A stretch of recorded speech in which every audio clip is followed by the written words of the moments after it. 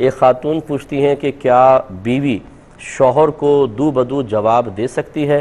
جسے شوہر برا بھلا کہہ رہا ہے اور سخت لہجے میں گفتگو کر رہا ہے، تو کیا عورت بھی اسی طرح کا رویہ اختیار کر سکتی ہے یا نہیں؟ اور ان کے کہنے کے مطابق اگر عورت خاموش ہو کے سنتی رہے تو یہ شوہر لوگ خاموش نہیں ہوتے ہیں،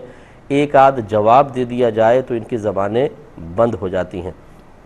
تو میری بہن، یہ شاید آپ کا ایک زندگی کا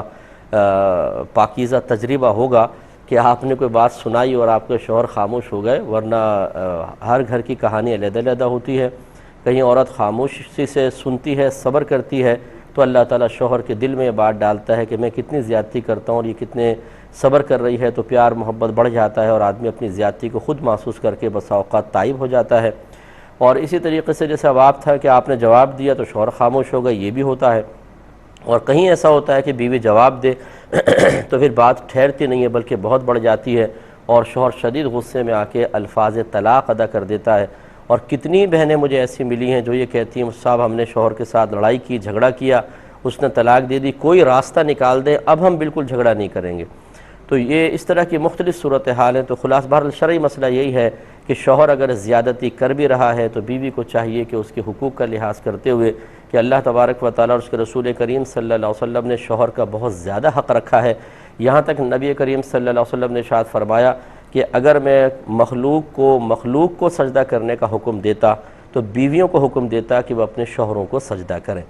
اس میں ہماری کوئی بہن یہ نہ سوچے کہ جی یہ کیا شوہروں کو بڑا کر دیا ہمیں چھوٹا، آپ کی اپنی ایک عظمت ہے اپنی جگہ پر، لیکن بہرحال شوہر کا حق ایسا رکھا گیا ہے تو بہنوں کو چاہیے کہ اپنے شوہر کے سامنے خاموش رہیں۔ اس سے کم از کم یہ ہوگا چلیں آپ کا شوہر حوصلہ افزائی میں اور بول رہا ہے، مثلا جیسے بہن نے کہا جواب دیتے تو خاموش رہتا ہے، نہیں خاموش ہو رہا، لیکن آپ کا گھر کبھی بھی خراب نہیں ہوگا، یہ گارنٹی ہے۔ اور اگر آپ جواب دینے پر آئیں گی تو اس میں پھر بڑی گڑبڑ ہوتی ہے، معاملے آگے بڑھتے ہیں، کچھ آپ زیادتی کریں گے، کچھ وہ زیادتی کرے گا اور بات طلاق تک پہنچ جاتی ہے اور پھر انسان پچھتاتا ہے کہ میں نے ایسا کیوں کیا تھا۔ اس لیے ہمارا مشورہ تو یہ ہوگا، شریعت بھی اسی بات کا مطالبہ کرتی ہے کہ بہنیں اس ظلم کو اگر شوہر ظلم کر بھی رہا ہے تو برداشت کر لیں، صبر کریں، اللہ تعالیٰ سے مدد چاہیں۔ ایسا ہو ہی نہیں سکتا کہ کوئی مظلوم صبر کرے اور اللہ تعالیٰ اس کی مدد نہ کرے۔ سوال آیا تھا کہ ایک بیوہ ہیں، ضعیف ہیں، اور بیوہ بھی ہیں، ضعیف بھی ہیں، بوڑھی خاتون ہیں اور ان کا کوئی سہارا نہیں ہے، وہ روزے رکھ نہیں سکتی ہیں تو کیا کریں؟ دیکھیں، میں نے آپ کو بتایا تھا کہ روزے کا فدیہ ادا کریں گے۔ بہن نے پوچھا کہ فدیہ کتنا ہوگا، تو یہ جو صدقہ فطر کی مقدار ہوتی ہے یہی سمجھ لیجئے کہ آپ اتنی ہی مقدار ایک روزے کا فدیہ ادا کریں گے، جو کم و بیش ہمارے ملک کے حساب سے تقریباً 100 روپے یا 150 روپے بن جائے، زیادہ آگے پیچھے ہوتا رہتا ہے۔ اصل تو یہ ہے کہ آپ کے گھر میں جو آٹا کھایا جاتا ہے اس کے 2 کلو 50 گرام آٹے کی قیمت ایک صدقہ فطر کی مقدار یا ایک روزے کا فدیہ ہے۔ تو اس کا اندازہ کر کے یہ بتایا جاتا ہے کہ 100 روپے اگر ایک روزے کے بدلے میں دے دیا جائے تو فدیہ ادا ہو جائے گا۔ لیکن اصول میں ابھی تھوڑی دیر پہلے بھی تھوڑا سا اشارہ کر چکا ہوں کہ فدیہ وہی دے سکتا ہے یا اس کا دیا ہوا فدیہ روزے کا بدلہ اسی وقت بن سکتا ہے کہ جب وہ نہ تو ابھی روزہ رکھ سکے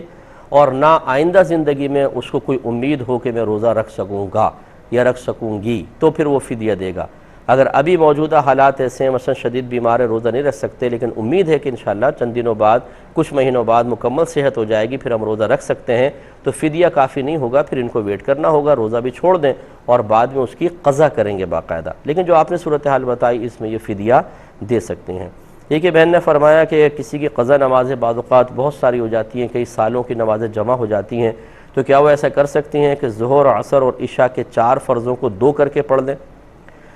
تو بہن ایسا نہیں ہو سکتا، یہ صرف سفر کی حالت میں نماز قصر کرنے کی شریعت نے اجازت دی ہے۔ یہ نہیں ہو سکتا کہ آپ قضا نماز ادا کریں، 4 رکعت آپ نے ظہر کی نماز قضا کی اور اس کو 2 کر کے پڑھیں۔